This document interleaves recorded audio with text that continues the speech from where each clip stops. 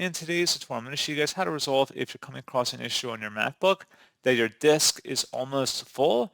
So this should hopefully be a pretty straightforward process, guys. And without further ado, let's go ahead and jump straight into it.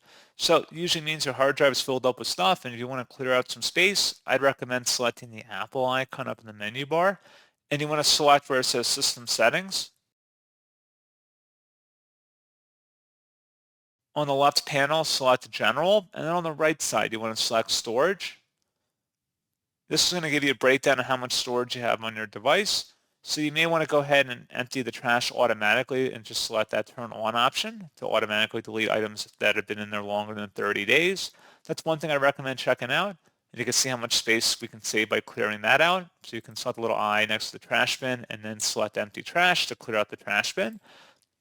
You can also select the applications information circle here as well, and then delete applications that you no longer use. You can see how much space you're taking up, and then select the delete option for that.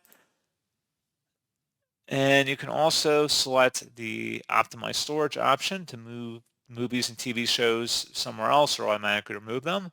And you can also store items in the cloud as well, so you can keep only items on your local drive that are more recent. So pretty straightforward process on that, guys. And as always, thank you for watching. I do hope that I was able to help you out, and I do look forward to catching you all in the next tutorial. Goodbye.